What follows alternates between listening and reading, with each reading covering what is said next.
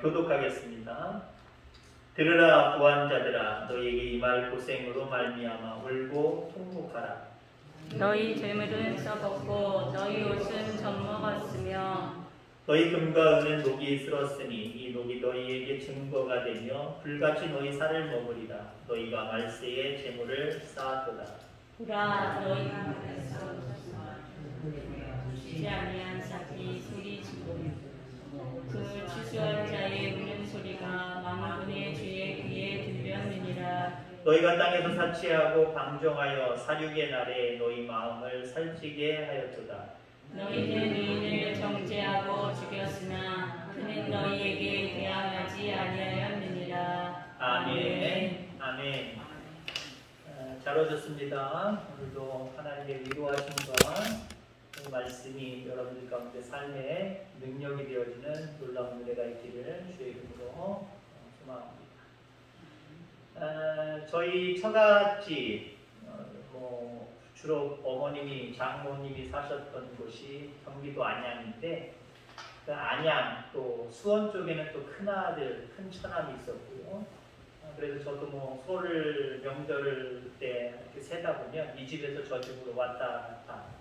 저도 경기도에서 태어났고 서울 쪽에서 주로 살았기 때문에 경기도 일대도 잘 압니다만은 경기도와 수원을 연결하는 1번 국도에 경기도 지방에 유한양행이라고 하는 제약회사가 있습니다.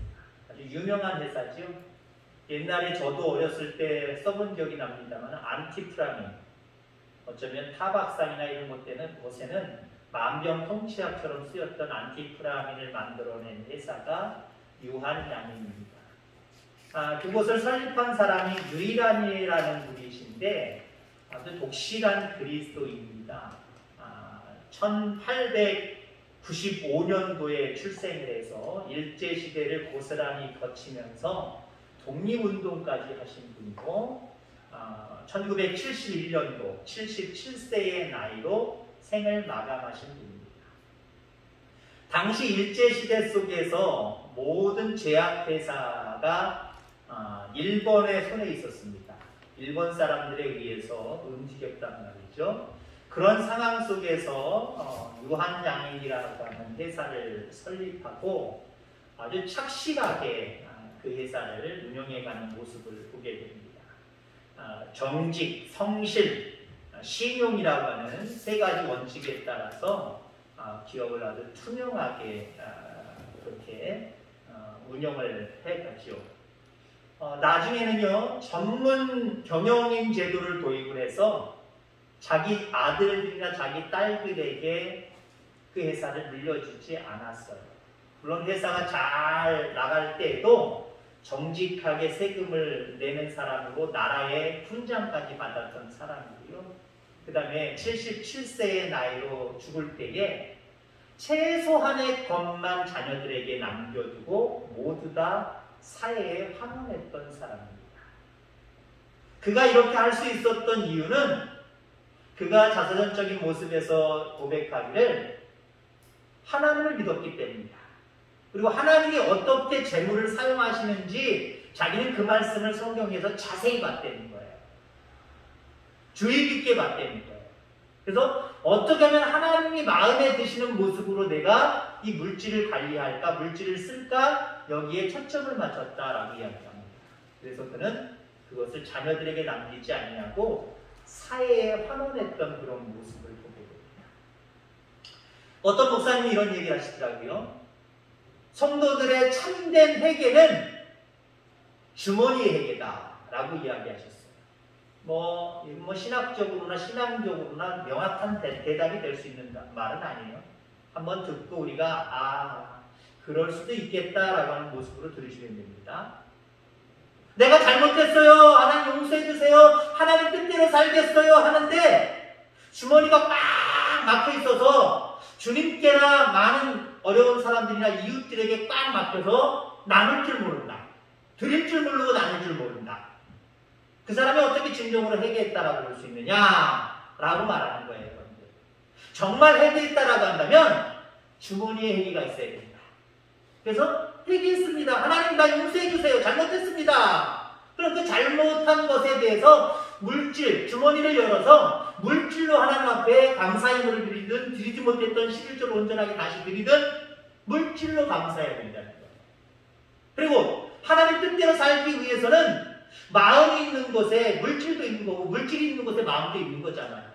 그러니까 하나님 사랑하는 것과 이웃 사랑하는 건 같이 가는 거잖아요. 그러니까 이웃을 향해서 많은 사람들을 향해서도 주머니가 닫힌 사람이 아니라 그러니까 해프라는 소리는 아니에요. 주머니가 열려서 베풀 줄 아는 사람이 된다라고 하는 거죠. 제가 오늘 이런 말씀을 왜 말씀을 드리냐면은 오늘 야고보는요 부자들 신랄하게 질책하고 있습니다. 물론 저는 여기서 부자를 물질적인 부자로만 생각하지 않아요. 물론 그 얘기를 지금 이야기하려고 하는 것은 아닙니다만은 영적으로 나는 하나님 없어도 된다 라고 하는 사람도 영적인 부자입니다. 물론 영적인 부자는 두 가지를 나눌 수 있어요. 하나님을 소유한 사람이 영적인 부자예요. 그죠? 구원을 소유한 사람이 영적인 부자예요. 그런 맥락으로는 하나님이 구원이 믿음이 우리에게 부자지만 제가 말씀드리는 부분은 하나님 없어도 된다라고 하는 사람들은 뭐예요? 세상에 내가 마음대로 할 수 있는 것들이 내 손에 있으니까 하나님 앞에 구할 것도 없고 하나님 앞에 맡길 것도 없다라고 하는 사람. 하나님을 절대적으로 의지하는 사람들은 어떤 사람들이에요? 세상에 아무리 봐도 내 편도 없고 세상에 아무리 봐도 내 것이 없어서 어떻게 하면 좋나 하나님 하고 부르짖는 사람. 이런 사람들이 마음이 가난한 사람 아니에요? 심령이 가난한 사람 아니에요? 하나님 없어도 된다라고 하는 사람들 영적으로 부자입니다. 자, 물론 영적인 부자, 영적인 가난뱅이를 이야기하는 것은 아닙니다만은 오늘 야고보는 부한 자들을 향하여서 질책을 하는데 1절 말씀해 보니까 들으라 부한 자들아 너희에게 임할 고생으로 말미암아 울고 통곡하라 라고 권면하고 있습니다. 야고보는 우선 부한 자들에게 울고 통곡하라 라고 이야기를 합니다. 회개하라는 거죠. 왜냐하면 앞으로 고생이 임할 것이기 때문이다 라고 하는 겁니다. 거기 고생으로 말미암아 어떤 고생일까요? 여기 예수님이 재림하시면 받을 심판을 뜻하기도 합니다만은 세상에 살아가면서 당면하고 있는 맞부딪히고 있는 모든 어려운 일들 이것을 의미하는 거예요. 여러분 부자로 사는 게 죄입니까? 죄가 될 수는 없어요. 그래서 여러분들 부자 되게 해주세요. 이거 잘못된 기도 아니에요.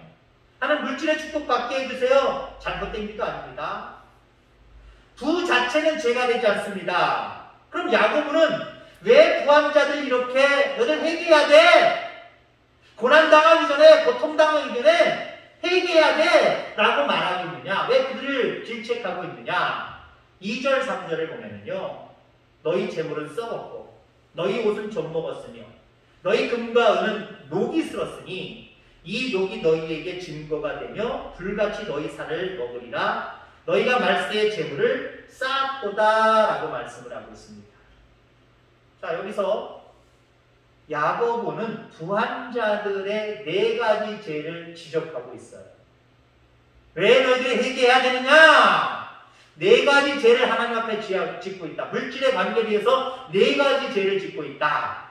부한 거는 죄 아니에요. 그러나 부와 관계돼서 지금 말씀드리려고 하는 4가지 죄가 다든지 몇 개든지 여러분에게 들러붙으면 죄가 되는 거예요. 부한 것이 죄가 되는 거예요. 이것 없이 부하다. 이 4가지 죄가 없이 부하다. 하나님 축복이에요. 그 사람은 축복받은 사람일 뿐만 아니라 물질의 축복을 받은 사람일 뿐만 아니라 물질로 하나님 앞에 더 크게 영광 돌릴 수 있는 사람이에요. 자, 그러면 이 부한 자들이 잘못하고 있는 4가지 죄가 무엇이냐? 한꺼번에 다 말씀드리면 축제의 죄, 착취의 죄, 방종의 죄, 부정의 죄입니다. 물질과 관계돼서 이 4가지 죄를 짓고 있기 때문에 울고 통곡하라, 회개하라 이렇게 말씀을 하고 있는 거예요. 하나씩 얘기해 볼까요? 축제의 죄, 축제라고 하는 말은 뭐 우리가 흔히 얘기하는 축제, 막 폭죽 터뜨리고 뭐 이런 축제가 아니라 돈을 모은다, 쌓는다라고 하는 의미가 있어요. 우리 보통 그런 습성들 다 가지고 있잖아요. 돈이 있으면 쓰는 재미도 있지만 많은 경우 우리는 미래를 위해서도 어떤 방법이든 어떤 목적이든 자꾸 모으려고 하는 습성 누구든지 다 가지고 있다라고 하는 거예요. 근데 문제는 이 돈을 쌓는 것이 착취나 방종이나 부정부패와 연결되어 있다라고 하는 것이 잘못입니다. 모으는 건 잘못이 아니에요. 모을 수 있죠, 여러분들. 예전에 목사님들은 그랬어요. 정말 빚도 없이 아골골짝 빈들에도 가겠냐고 가겠다라고 하는 마음으로 그게 믿음이다고 이야기를 했어요. 근데 저를 처음에 제가 시골 목회하고 싶어요. 시골의 목회지 좀 소개해 주세요. 제가 아버지 같은 목사님한테 부탁했을 때 저는 그분의 말씀이 그 당시에는 제가 참 지혜로우시고 은혜로우신 분이다 라고 생각을 했어요. 그 당시 제가 93년도니까요. 94년도겠네요. 94년도 거의 초창기 1월달 2월달 이 정도니까 대부분의 목사님들은 어디 있어? 무조건 가 그거였어요. 무조건 가 그래요. 안 간다면 그 요령이 생기고 이거저거 재미없지. 목사가 무조건 가야지. 가면 하나님이 역사하겠지. 근데 그 목사님은 제가 시골교회에서 목회하고 싶어요 라고 얘기했더니 두 곳을 말씀하시면서 근데 전도사죠. 오전도사가 직접 가봐서 하나님이 감동 주시는 곳이 있을 거야. 그곳을 정해. 만약에 하나님 감동 안 주시면 나중에 다른 데 또 소개시켜줄게. 근데 첫 번째 간 곳 완전 초가집이에요. 초가집을 그냥 기아로 바꿨을 뿐이고 흙벽돌을 미장을 했을 뿐이에요. 전하 집사람이나 여기다라고 하는 감동이 왔어요. 내용적으로 말하면 어떻게 이런 데서 내가 천목회를 해? 라고 하는 그런 곳이었어요. 아주 아이들 얘기를 하면 후져도 너무 후진 곳이었어요. 하나님 그렇게 감동을 하시더라고요. 여러분들 축제, 돈을 쌓는 것 그건 문제가 되지 않아요. 그러면 여기서 왜 첫 번째 죄로 야고보가 지적을 하느냐? 이것이 다른 것과 연결되기 때문에 그래요. 좀 이따 얘기하겠지만 착취.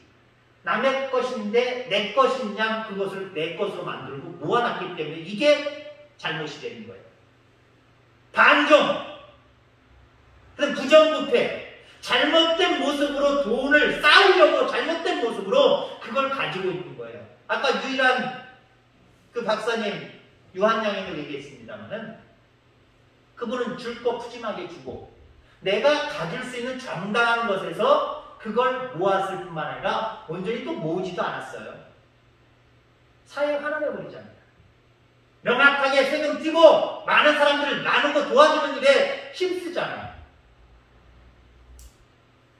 여러분들 하나님 아버지는 나누시는 분입니다. 오히려 예수 그리스도께서 이 땅에 오셔서 이것저것 모으시는 거 보셨어요? 예수님은 빈손으로 오셨다. 가실 때도 빈손으로 가셨던 분입니다. 우리 하나님도 마찬가지예요. 하나님을 자꾸 싸우시는 분이 아니에요. 사랑하는 하나님의 자녀들에게 주려고 자꾸 내놓으시는 분이에요. 내놓으시되 무엇까지 내놓으셨어요? 자기 독생자 예수까지 나누어 주셨어요. 야 아들아 네가 가서 대신 십자가 지면 저들이 얼마나 죄를 회개하고 용서받고 하나님의 자녀가 되는 놀라운 은혜의 축복을 누리겠느냐. 네가 하나 희생하면 돼.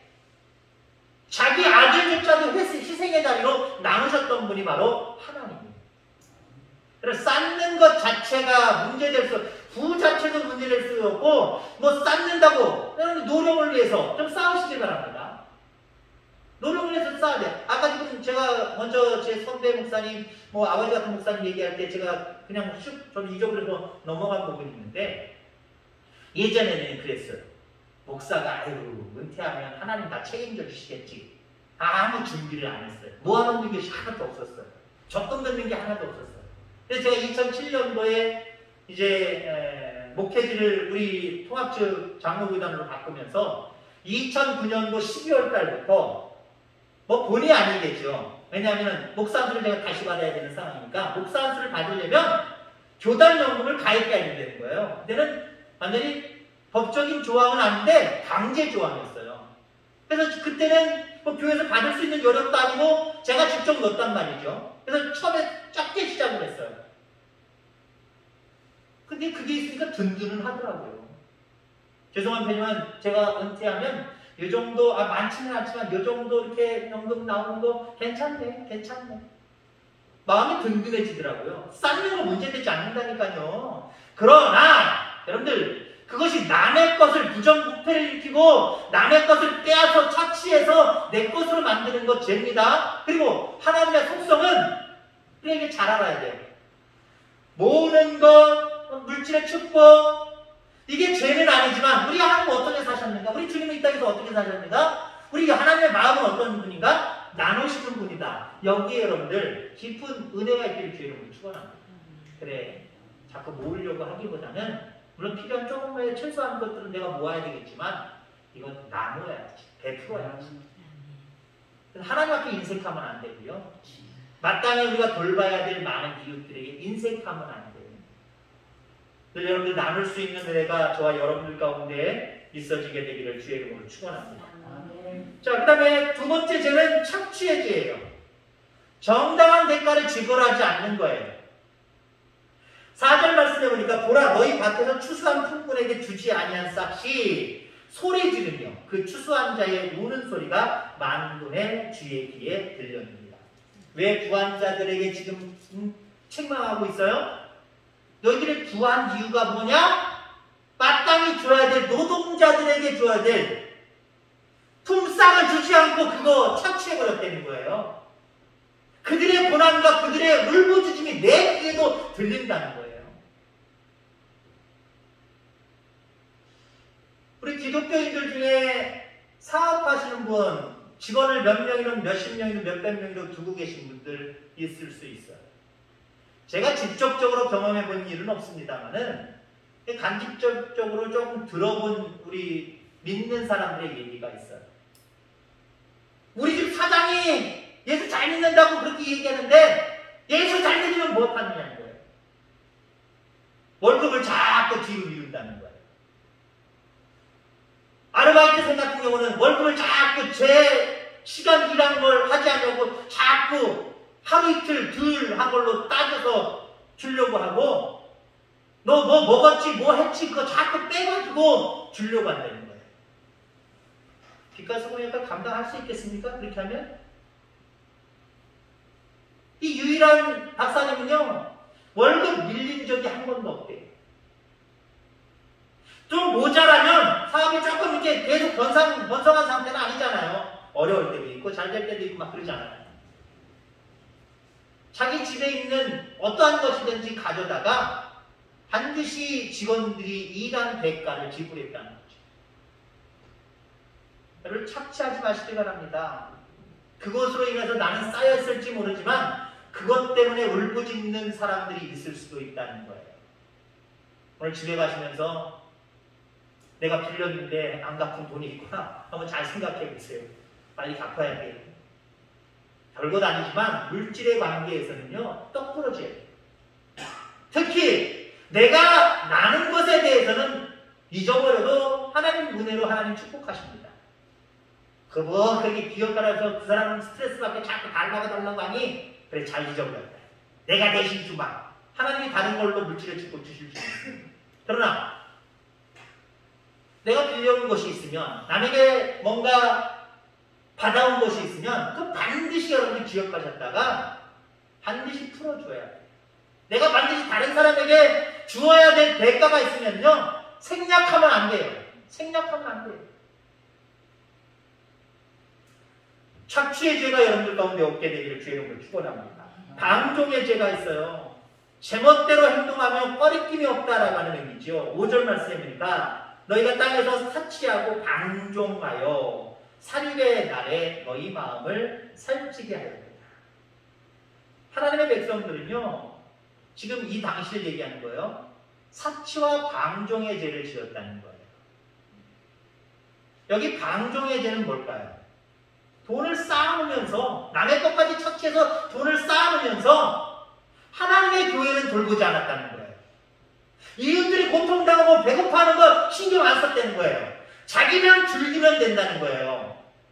내 건데 뭐 내가 모았으니까, 내가 부지런히 모았으니까, 땀 흘려 모았으니까 누가 타치할 수 없어. 내 거니까 내 마음대로 쓸 거야. 그래서 하나님 앞에 인색하고 세상 사람들 앞에서도 그들의 고통은 돌아보지 않아요. 이게 방종이라는 거예요. 여러분들 그렇습니다. 우리 그리스도인들은 나 혼자 사는 것의 문제가 아니에요. 우리 민족의 그 건국 이념이 홍익인간이잖아요. 이런 어려운 시대 속에서도 다른 사람들을 돌보는 그 마음들 순수하다고 세계에 알려집니다. 일본이나 중국은 도와주는 것 같은데 다 쏙쏙 빼간다는 거예요. 자기들 이윤 다 챙기고 나라까지 다 뺏어가려고 한다는 거예요. 그래서 지금은 많은 나라들이 처음에는 중국이 도와준다니까, 일본이 도와준다니까, 아우 고맙습니다, 생명의 은인입니다, 그 문을 확 개방해 놨더니 하나둘씩 다 뺏어간다는 거죠. 그래서 요즘은 어쩔 수 없이 따라가는 사람들도 있지만 이제는 갑자기 국교를 단절하고 중국이나 일본이랑 거리를 두는 나라들이 있어요. 왜? 그게 살길이기 때문에. 그게 살길. 우리나라는 이게 어때요? 아프리카에 굶어 죽는 사람들이 많이 있다 그러면은요, 그들에게서 뭘 빼먹을 것 전혀 생각하지 않아요.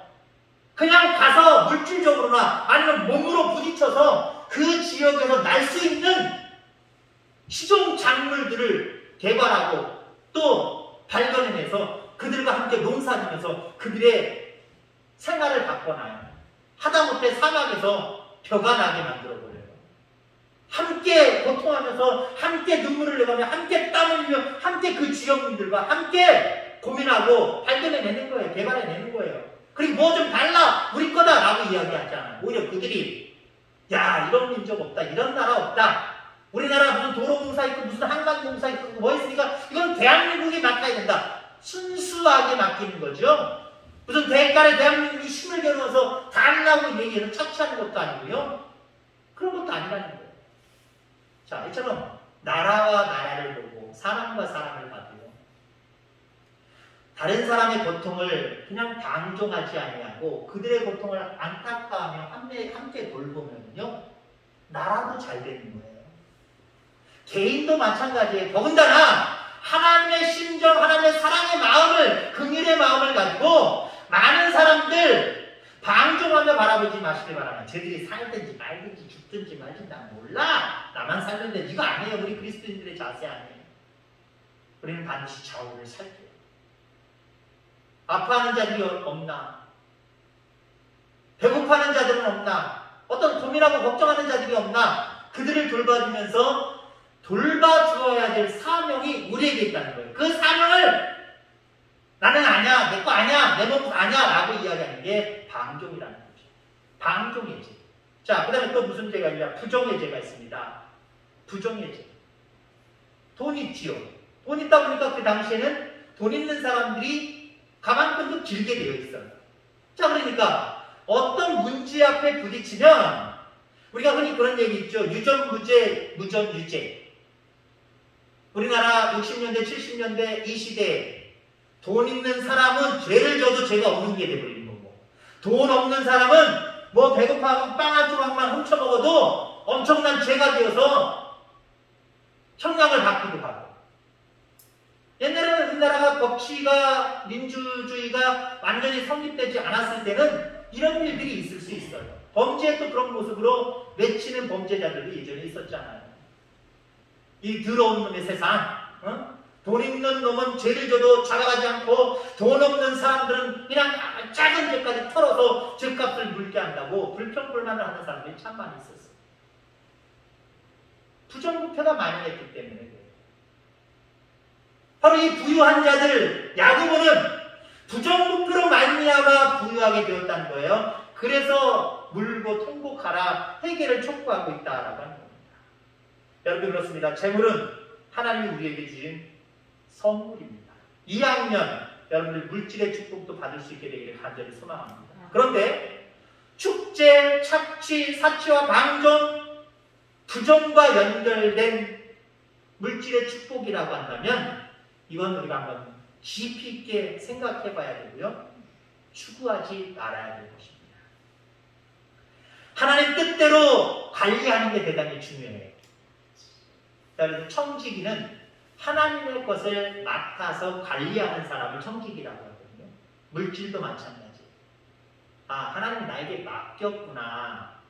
맡긴 것을 가지고 어떻게 해야 될까? 이게 청지기다운 모습이에요.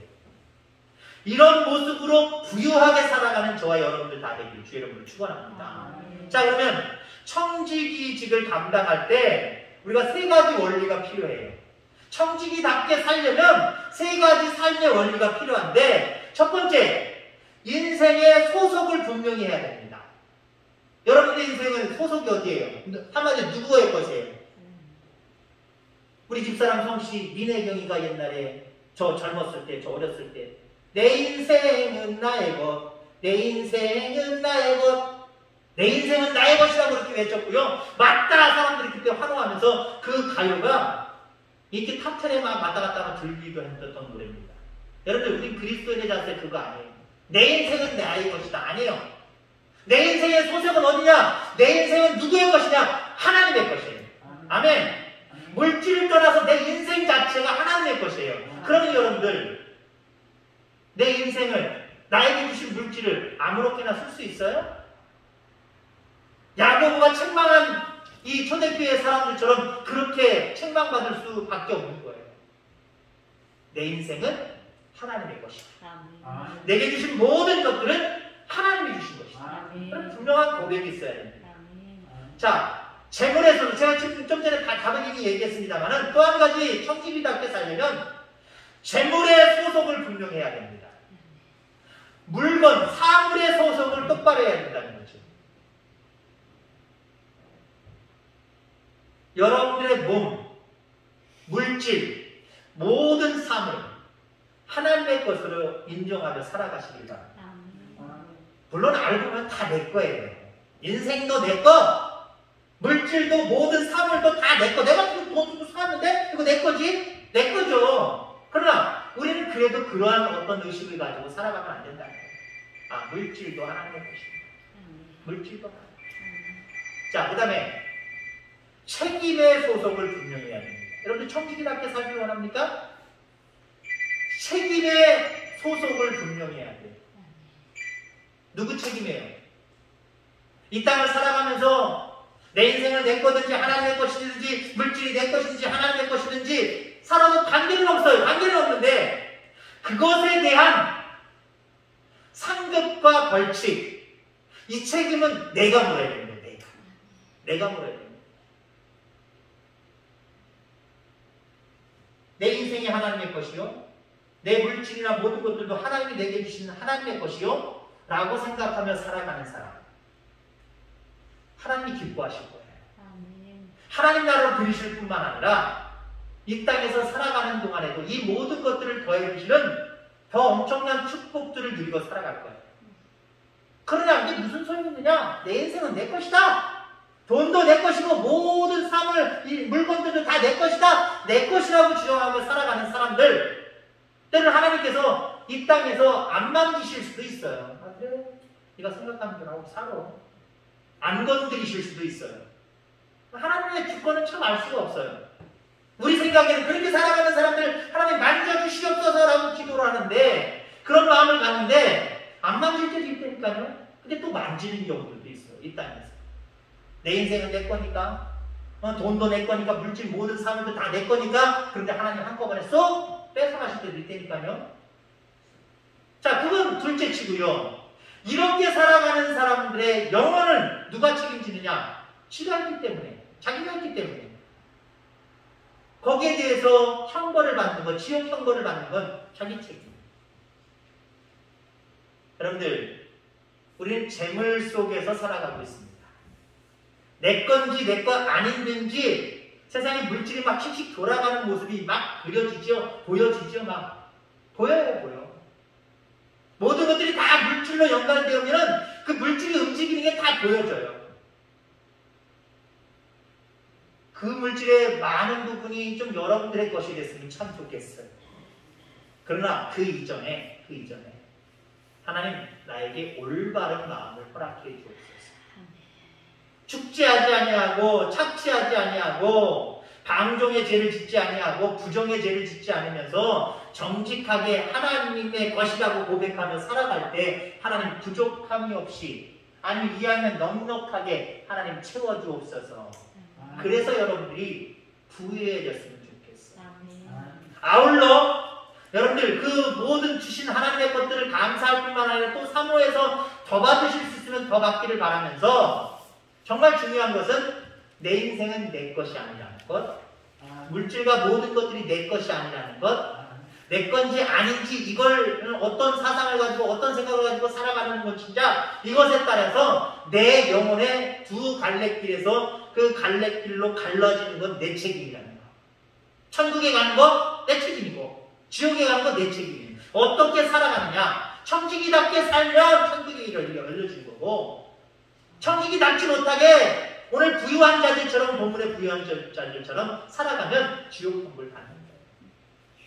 늘 물질의 갈림길에서 청지기같이 청지기답게 살아서 영원한 생명의 길을 예비하며 살아가는 저와 여러분들 되시고 그렇게 살아가는 여러분들에게 지금보다 더 부유하게 하시는 하나님의 은혜의 손길이 함께하기를 주의 이름으로 축원합니다. 기도하겠습니다. 하나님 아버지 감사합니다.